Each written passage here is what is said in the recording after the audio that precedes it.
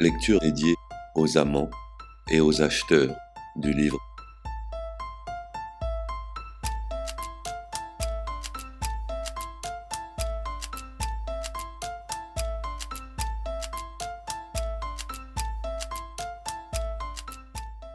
Catherine Millet.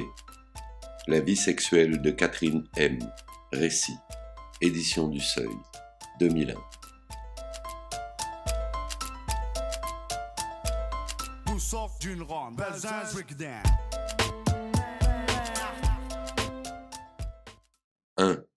Le nombre. Enfant, j'ai beaucoup été préoccupé par des questions de nombre. Le souvenir que l'on garde des pensées ou des actions solitaires pendant les premières années de la vie est net.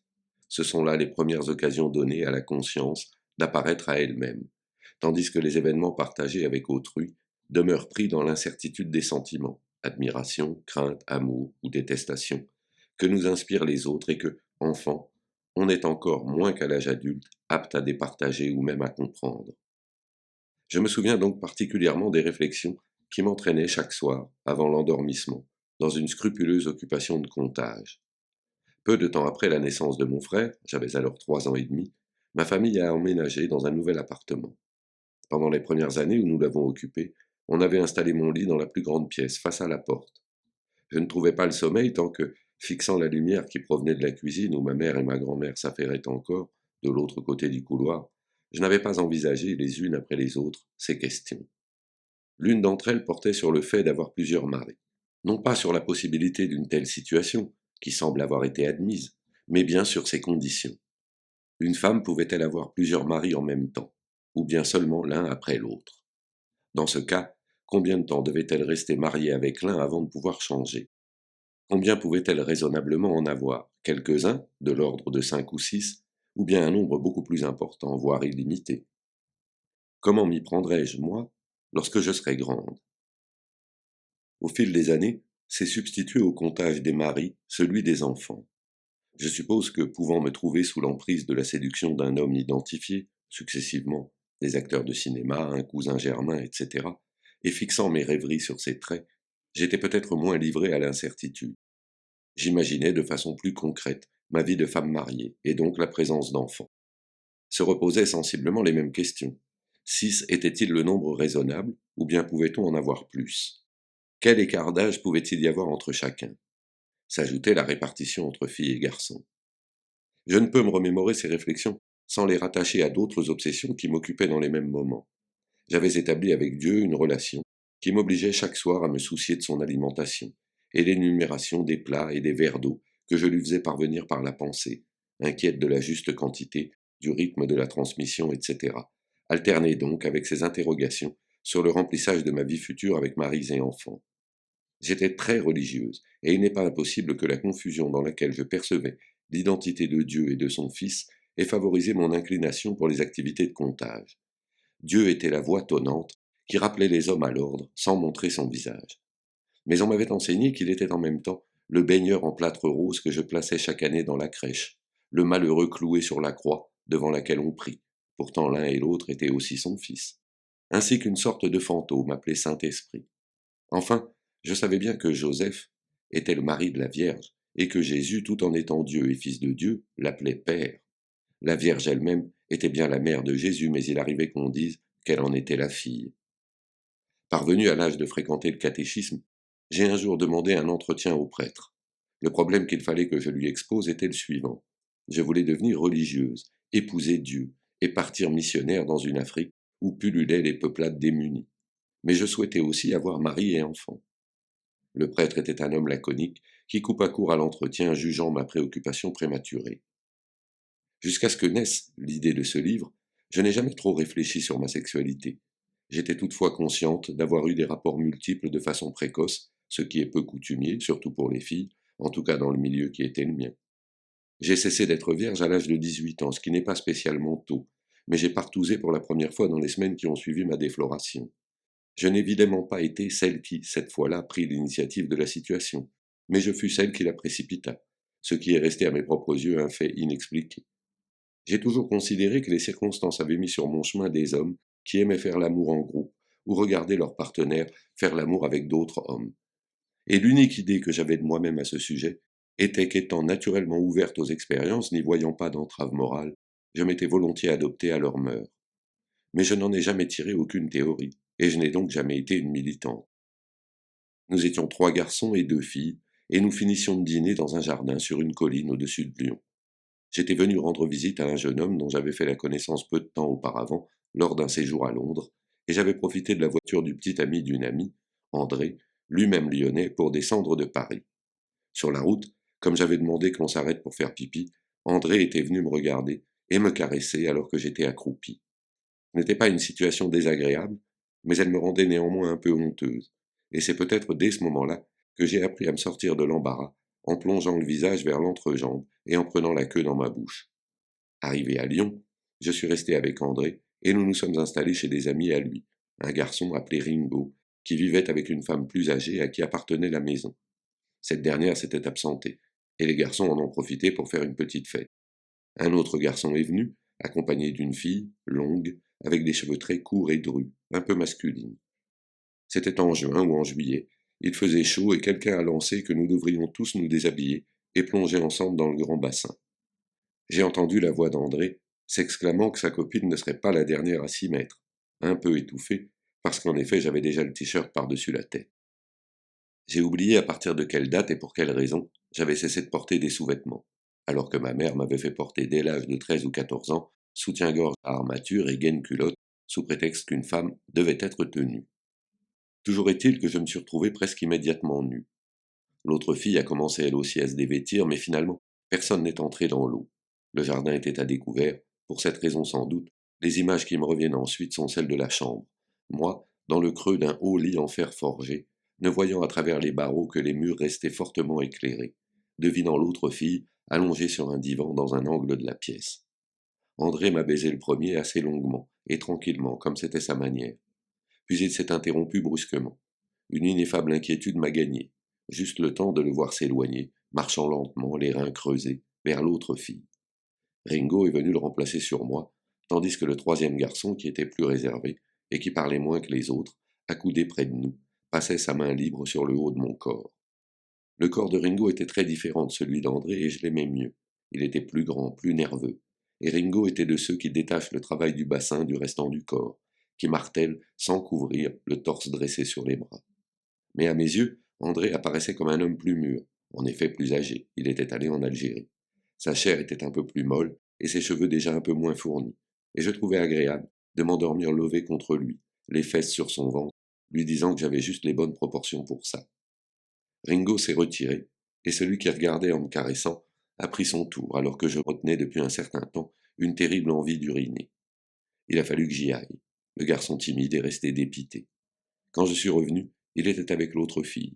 Je ne sais plus qui d'André ou de Ringo a pris la précaution de me dire que lui-même était seulement allé finir avec elle. Je suis resté environ 2 semaines à Lyon.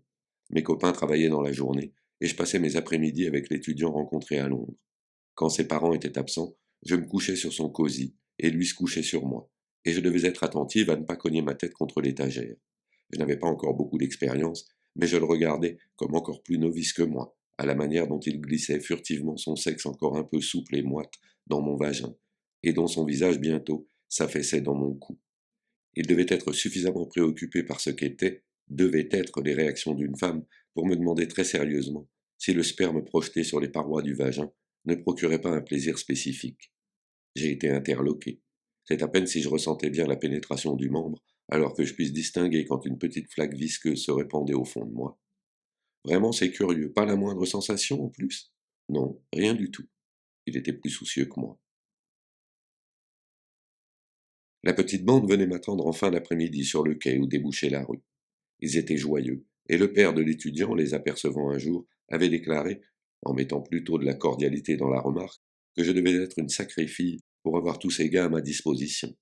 À vrai dire, je ne comptais plus. J'avais complètement oublié mes interrogations enfantines sur le nombre autorisé de maris. Je n'étais pas une collectionneuse, et ceux que je voyais dans les surprises parties, garçons ou filles, flirter, c'est-à-dire ploter ou se faire ploter, et s'embrasser à pleine bouche tant que la respiration peut être tenue, avec le maximum de gens, pour s'en vanter le lendemain au lycée, m'offusquaient.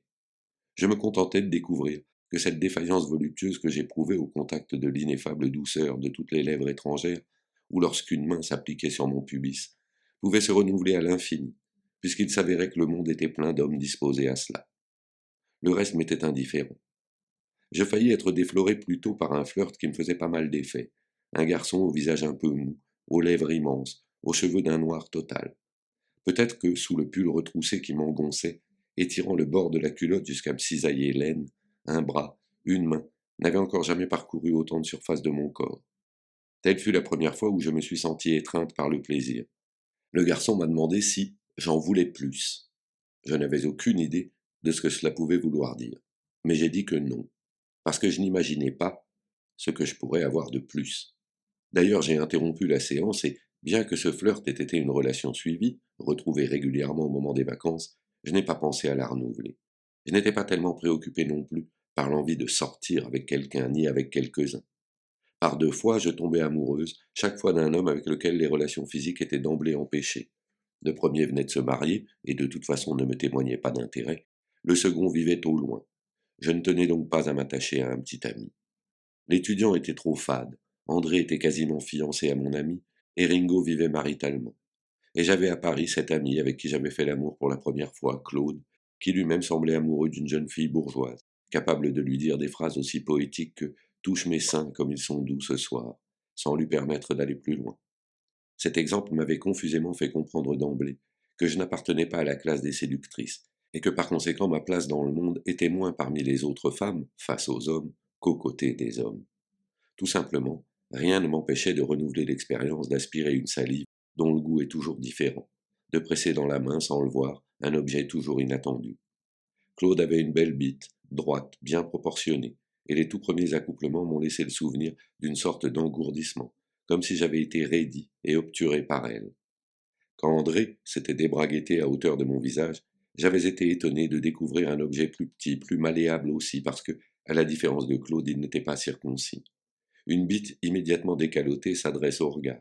Elle fait naître l'excitation par son apparence de monolithe lisse, tandis qu'un prépuce qu'on peut faire aller et venir, qui découvre le gland comme une grosse bulle qui se forme à la surface d'une eau savonneuse, suscite une sensualité plus fine, sa souplesse se propageant en ondes jusqu'à l'orifice du corps partenaire.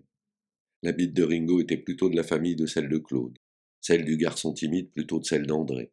Celle de l'étudiant appartenait à une catégorie que je reconnaîtrai plus tard, de celles qui, sans être particulièrement grosses, mais peut-être en raison d'une enveloppe cutanée plus dense, procurent dans la main une immédiate sensation de consistance.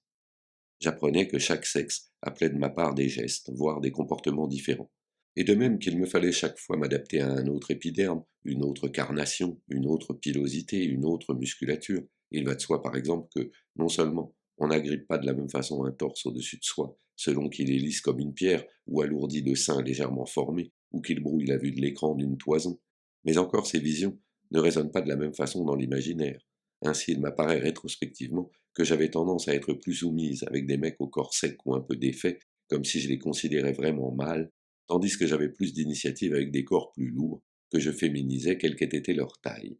De même, la complexion propre à chaque corps semblait induire ses propres postures. Je me rappelle agréablement un corps très nerveux, dont la verge effilée se fichait exclusivement dans mon cul présenté haut, par à coup et comme à distance, sans qu'aucune autre partie de mon corps ne soit pratiquement touchée, sinon les hanches tenues par les mains. Inversement, les hommes gros, qui pourtant m'attiraient, m'indisposaient, mais sans que j'aie jamais cherché à me dégager, lorsqu'ils me couvraient trop et que, accordant leur comportement à leur corpulence, ils avaient tendance à bécoter et à débarbouiller. Bref, je suis entré dans la vie sexuelle adulte comme, petite fille, je m'engouffrais dans le tunnel du train fantôme, à l'aveugle, pour le plaisir d'être ballotté et saisi au hasard, ou encore absorbé comme une grenouille par un serpent. Quelques jours après mon retour à Paris, André m'a envoyé une lettre pour me prévenir, avec tact, que nous avions tous attrapé une chaude pisse. C'est ma mère qui avait décacheté l'enveloppe. On m'a envoyé chez le médecin, interdit les sorties. Mais, désormais, une pudeur devenue extrêmement intransigeante ne me permettait plus de supporter la cohabitation avec mes parents, alors qu'ils pouvaient m'imaginer en train de faire l'amour. J'ai fugué, ils m'ont rattrapé. Finalement, je les ai définitivement quittés pour aller vivre avec Claude. La chaude pisse m'avait baptisé. Par la suite, pendant des années, j'ai vécu dans la hantise de ce cisaillement, qui toutefois ne m'apparaissait pas être plus qu'une sorte de marque distincte, la fatalité partagée de ceux qui baissent beaucoup. comme un noyau. Dans les plus vastes partous sexuels auxquels j'ai participé à partir des années qui ont suivi, il pouvait se trouver jusqu'à 150 personnes environ, toutes ne baisant pas, certaines venues là seulement pour voir, parmi lesquelles on peut en compter environ un quart ou un cinquième dont je prenais le sexe selon toutes les modalités, dans les mains, dans la bouche, par le con et par le cul. Il arrivait que j'échange baisers et caresses avec des femmes, mais cela restait secondaire. Dans les clubs, la proportion était beaucoup plus variable, en fonction de la fréquentation bien sûr, mais aussi des usages de l'endroit. J'y reviendrai. L'estimation serait encore plus difficile à faire pour les soirées passées au bois. Ne faudrait-il prendre en considération que les hommes que j'ai sucés, la tête coincée contre leur volant, ceux avec qui j'ai pris le temps de me déshabiller dans la cabine d'un camion, et négliger les corps sans tête qui se relayaient derrière la portière de la voiture, secouant d'une main folle leur queue diversement raide, tandis que l'autre main plongeait par la vitre ouverte pour malaxer énergiquement ma poitrine.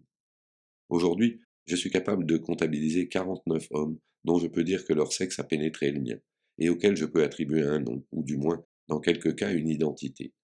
Mais je ne peux chiffrer ceux qui se confondent dans l'anonymat. Dans les circonstances que j'évoque ici, et même s'il y avait dans les partous des gens que je connaissais ou reconnaissais, l'enchaînement et la confusion des étreintes et des coïts étaient tels que si je distinguais les corps, ou plutôt leurs attributs, je ne distinguais pas toujours les personnes. Et même lorsque j'évoque les attributs, je dois avouer que je n'avais pas toujours accès à tout. Certains contacts sont très éphémères et si je pouvais les yeux fermés reconnaître une femme à la douceur de ses lèvres, je ne la reconnaissais pas forcément à des attouchements qui pouvaient être énergiques. Il m'est arrivé de ne réaliser qu'après coup que j'avais échangé des caresses avec un travesti. J'étais livré à une hydre. Cela, jusqu'à ce qu'Éric se détache du groupe pour venir m'en dégager, ainsi qu'il le dit lui-même, comme un noyau de sa coque. J'ai fait la connaissance d'Éric à l'âge de 21 ans, non sans qu'il m'ait été annoncé. Des amis communs m'avaient à plusieurs reprises assuré que, étant donné mes dispositions, il était en effet l'homme que je devais rencontrer. Après les vacances lyonnaises, j'avais continué, avec Claude, à avoir des relations sexuelles à plusieurs. Avec Eric, le régime s'est intensifié, non seulement parce qu'il m'emmenait dans des endroits où je pouvais, comme on vient de le voir, me livrer à un nombre incalculable de mains et de verges, mais surtout parce que les séances étaient véritablement organisées. À mes yeux, une nette différence a toujours été établie entre, d'une part, les circonstances plus ou moins improvisées qui conduisent des convives à se redistribuer sur les canapés et les lits après un dîner, ou qui font qu'une bande animée se retrouve à tourner en voiture porte Dauphine jusqu'à ce que le contact avec d'autres voitures prenne et que les passagers de chacune finissent par se mélanger dans un grand appartement. Et, d'autre part, les soirées élaborées par Eric et ses amis. Je préférais l'inflexible déroulement de ces dernières et leur but exclusif. Il n'y avait ni précipitation, ni crispation. Aucun facteur étranger, alcool, comportement démonstratif, ne grippait la mécanique des corps. Jamais leurs allées et venues ne s'écartaient de leur détermination d'insectes. Les soirées que Victor donnait à l'occasion de ses anniversaires étaient celles qui m'impressionnaient le plus. Il y avait à l'entrée de la propriété des gardiens qui tenaient des chiens et parlaient dans des talkie-walkie, et la foule m'intimidait. Certaines femmes s'étaient habillées pour la circonstance, elles portaient des robes ou des chemisiers transparents que j'enviais. Et tout le temps que les gens arrivaient et se retrouvaient en buvant du champagne, je me tenais à l'écart. Finalement, je ne me sentais à l'aise que lorsque j'avais quitté ma robe ou mon pantalon. Mon habit véritable, c'était ma nudité qui me protégeait. L'architecture de l'endroit m'amusait parce que ça ressemblait à la décoration d'une boutique alors très à la mode sur le boulevard Saint-Germain, qui s'appelait la Gaminerie. C'était en plus grand que la boutique une grotte, avec ses alvéoles en stuc blanc. On était en sous-sol et l'éclairage venait du fond d'une piscine, sur laquelle la grotte donnait directement. À travers une vitre qui faisait comme un immense écran de télévision, on voyait évoluer les corps qui plongeaient depuis le niveau supérieur. Je décris un lieu dans lequel je ne me suis jamais beaucoup déplacé. L'échelle des choses avait changé autour de moi, mais ma situation n'était pas très différente de ce qu'elle avait été la première fois avec mes camarades lyonnais. Eric m'installait sur un des lits ou des canapés placés dans les alcôves, respectant un vague usage en prenant l'initiative de me déshabiller et de m'exposer. Il pouvait commencer à me caresser et à m'embrasser. Le relais était immédiatement pris par d'autres. Je restais presque toujours sur le dos, peut-être parce que l'autre position la plus commune, qui consiste pour la femme à enfourcher activement le bassin de l'homme, se prête moins à l'intervention de plusieurs participants et implique de toute façon une relation plus personnelle entre les deux partenaires. Couché, je pouvais recevoir les caresses de plusieurs hommes pendant que l'un d'entre eux, dressé pour dégager l'espace, pour voir, s'activait dans mon sexe. J'étais tiraillé par petits bouts, une main frottant d'un mouvement circulaire et appliqué la partie accessible du pubis, une autre effleurant largement tout le torse ou préférant agacer les mamelons. Plus qu'aux pénétrations, je prenais du plaisir à ces caresses, et en particulier à celles des verges qui venaient se promener sur toute la surface de mon visage, ou frotter leurs glands sur mes seins. J'aimais bien en attraper une au passage dans ma bouche, faire aller et venir mes lèvres dessus tandis qu'une autre venait réclamer de l'autre côté dans mon cou tendu, et tourner la tête pour prendre la nouvelle venue, ou en avoir une dans la bouche et une dans la main. Mon corps s'ouvrait plus sous l'effet de ces attouchements, de leur relative brièveté et de leur renouvellement, que sous celui des saillies. À propos de celle-ci, je me rappelle surtout l'ankylose de mon entrecuisse après avoir été travaillé parfois près de 4 heures, d'autant que beaucoup d'hommes ont tendance à maintenir les cuisses de la femme très écartées, là aussi pour profiter de la vue et pour aller frapper plus loin. Au moment où on me laissait en repos, je prenais conscience que l'engourdissement avait gagné mon vagin, et c'était une volupté d'en sentir les parois raidies, lourdes, légèrement endolories, gardant en quelque sorte l'empreinte de tous les membres qui s'y étaient logés. Cette place d'araignée active au milieu de sa toile me convenait. Je me suis trouvé une fois, ce n'était pas chez Victor, mais dans un sauna de la place Clichy, ne pas quitter pratiquement de la soirée le fond d'un gros fauteuil, alors même qu'un lit immense occupait le centre de la pièce. La tête à hauteur des parties qui se présentaient, je pouvais sucer et pomper, pendant que, les bras sur les accoudoirs, je branlais 2 sexes en même temps. Mes jambes étaient très relevées et l'un après l'autre, ceux qui avaient été suffisamment excités venaient poursuivre dans le con. Je transpire très peu, mais j'étais parfois inondé de la sueur de mes partenaires. Par ailleurs, il y a toujours des filets de sperme qui sèchent en haut des cuisses, quelquefois sur les seins ou le visage, voire dans les cheveux. Et les hommes qui partousent aiment bien décharger dans un con déjà tapissé de foutre. De temps en temps, sous prétexte d'aller aux toilettes, j'arrivais quand même à m'extirper du groupe et à me laver. La maison de Victor comprenait une salle de bain où la lumière bleutée était assez claire sans être violente. Un miroir au-dessus de la baignoire prenait tout le mur, et l'image profonde et fondue qu'il reflétait adoucissait encore plus l'atmosphère. J'y voyais mon corps, étonné de le découvrir plus menu que je ne le ressentais quelques instants auparavant. Là avaient lieu des échanges tranquilles. Il y avait toujours quelqu'un pour me complimenter sur ma peau mate ou sur le savoir-faire dont je faisais preuve avec la bouche, ce que je ne recevais pas de la même façon que lorsque, enseveli, j'entendais comme s'il avait été très loin un groupe échanger des impressions à mon sujet, comme un malade perçoit à travers son assoupissement la conversation du docteur et des internes faisant leur tournée de lit en lit. J'ai d'eau sur ma chatte ouverte et engourdie. Mais il était rare que celui qui venait là aussi pour une pause ne profite pas du moment où je m'accroupissais sur le bidet pour ajouter sur mes lèvres une bite ramollie mais toujours disposée.